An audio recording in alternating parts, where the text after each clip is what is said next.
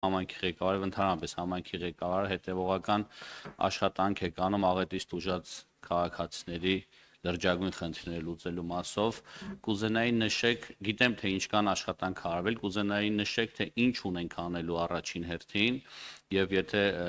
ժամանակը կների նաեւ նշեք թե ինչ աշխատանքներ են իրականացել, որովհետեւ բոլորից շատ հետաքրքրում է վերջի պահը երբ է գալու, որ ասենք աղետից տուժած քաղաքացիների ֆինանսից կախված խնդիրները գոնե լուծվել է։ Շնորհակալություն։ Այո, շնորհակալ եմ պարոն Դանիելյան հարցի համար եւ քանի որ մինչ այս նախարարին հարցը ուղղվել դեպետի հունի մաքրման հետ կապված, ես կուզեմ ընդգծել, որ աշխատանքներն ամբողջ ծավալով արված եւ ավարտված են մասնավորապես Սորագեսի հատվածից մինչեւ Շնողի հատված 2 փուլով։ Առաջին մասի պատվիրատուն եղել է Լոռու մարզպետի աշխատակազմը, շուրջ 150 միլիոն դրամ է ծախսվել այդ ուղղությամբ, տասնյակ միավոր ծանր տեխնիկա դեպետի հունը մաքրել են եւ նման մասշտաբի աշխատանքներ անգամ խորհրդային տարիներին չեն եղել եւ բնականաբար սա հնարավորություն է տալիս ունի մակարդակը որոշակի իջեցնել եւ նվազեցնել նաեւ հետագա ռիսկերը այս մասով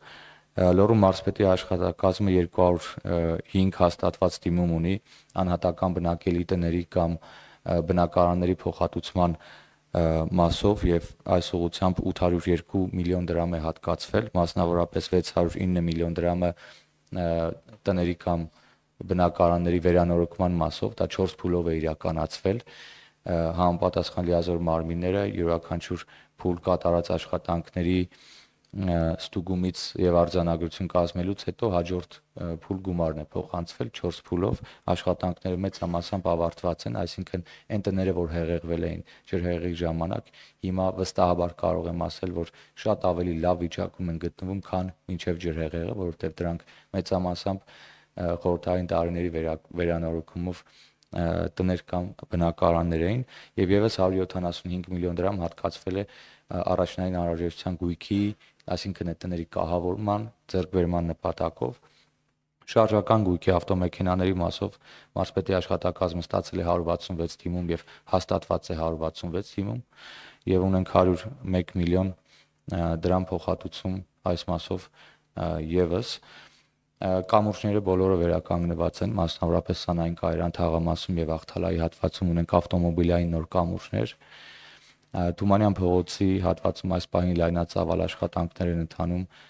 երկաթբետոնն է մոտ 1 կիլոմետր հենապատի կառուցման 850 միլիոն դրամ նախագծանախաշվային արժեքով, ամբողջ ֆինանսավորումը Հայաստանի Հանրապետության պետական բյուջեի միջոցներով։ Սանային Կայարան թաղամասում Թումանյան 5-6-ում մենք ունենանք բակերի հիմնանորոգում, ջրագծերի կոյուղագծերի փոխարինում եւ Սանային Կայարանում խմելու ջրագծի անցկացում է, այդտեղ 101 տարի բնակիչներն օգտագործում են Հարավկովկասյան երկաթուղու տեխնիկական ջուրը որպես խմելու ջուր եւ դա որևէ նորմատիվի եւ ստանդարտի չի համապատասխանում եւ ահա 85 միլիոն դրամ էլ այդ ուղղությամբ է հատկացվել եւ աշխատանքները եւս այդ ուղղությամբ ընթացքի մեջ են 17 կապի ենթակայաններ պայթել դա դեռևս աղետի օրերին է վերականգնվել ճանապարհները բոլորը անցանելի վիճակում են փոխարինվել են վնասված վթարված գազատարերը ռոռոկման ջրագծերը խմելու ջրագծերը այսինքն մի քանի կապիտալ ծրագիր լայնամասշտաբ այս պահին ընթացքի մեջ է, մասնավորապես Ալավերդի համայնքի տարածքում, դա էլ ավարտելուց հետո եւ բակերի վերականգնման ծրագիրն իրականացնելուց հետո կարող ենք ասել, որ աղետի հետևանքները իսպառ վերացրել են։ Շնորհակալություն արձագանքներ։ Շնորհակալություն, այո,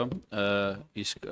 պարոն Մկրտչյան, ընդհանուր թիվ ունեք, թե մարզում ինչքան ընտանիք են դոմիկներում դեռ բնակվում, նաև երկրաշարժի հետևանքի մասին է խոսքը։ Մենք բնականաբար գույքագրում ունենք, Վանաձորում էլ ունենք, մյուս համայնքներում էլ ունենք, այդտեղ որոշակի խնդիրներ կան, տեսեք, կան ընտանիքներ, որ ապրում են տնակներում, բայց իրենք ժամանակին ստացել են փոխհատուցում, գնել են բնակարան, վաճառել են այդ բնակարանը եւ վերադարձել են տնակներ։ Կան ընտանիքներ, որ ընդհանրապես այլ մարզերից եկել են, բնակեցրել են չբնակեցված տնակները։ Կան ընտանիքներ, որ հայրական տնից երեխաները դուրս են եկել առանձնացել են, եկել են տնակ են տեղադրել եւ բնակվում են տնակում։ Եթե հարցին ուղիղ պատասխանեմ, մենք այս պահին տնակում բնակվող ընտանիք չունենք, որի հանդեպ պետությունը ունի պարտավորություն, բայց ունենք տնակում բնակվող ընտանիքներ, մասնավորապես Վանաձորում Դրանք շուրջ 300 են այս բային, բայց ես այդուհանդերձ քանի որ Տիկին Գյուրեղյանը պարոն նախարարին հարց էր ուղղում Վանաձորի վթարային շենքերի հետ կապված, ես ուզում եմ ընդգծել, որ Տիկին Գյուրեղյանի քաղաքական թիմը կոալիցիոն կառավարման մեջ եղել թե Ռոբերտ Քոչարյանի եւ թե Հանրապետական կուսակցության հետ եւ 20 տարի ժամանակ ունեին այդ վթարային շենքերի հարցը լուծելու, բա ինչի չեն լուծել։ 37 տարի ժամանակ են ունեցել, լավ 30 տարի 88-ի երկրաշարժից տուժած ընտանիքներին բնակարանով ապահովելու։ Մենք 2026-ին էլ ենք նախատեսում 107 միլիոն դրամ բնակարանի գնման վկայագրեր ենք տալիս մարդկանց։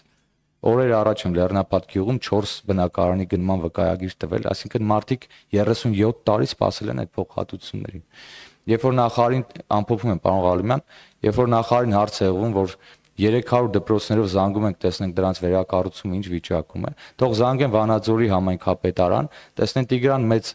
փողոցում գտնվող մանկապարտեզի շենքը, իրենց կառավարման տարիներին ինչպես է օտարվել եւ դարձել Հայաստանի Հանրապետական կուսակցության գրասենյակ։ Ես առաջարկում եմ այդ ուղղությամբ զանգեր անել։ Շնորհակալություն։ Շնորհակալություն։ Էլի հարցեր։ Խնդրեմ Տիկին Բաթյան։ Շնորհակալ եմ, պարոն Մկրտչյան, ես երկու հարց ունեմ։ Ես էլ եմ ուրախ ձեզ ազգային ժողովում տեսնելու, հիմա ավելի բարդ կարգավիճակում, որովհետև մեր հարցերին պիտի պատասխանեք։ Առաջին հարցս վերաբերում է կրկին, հա,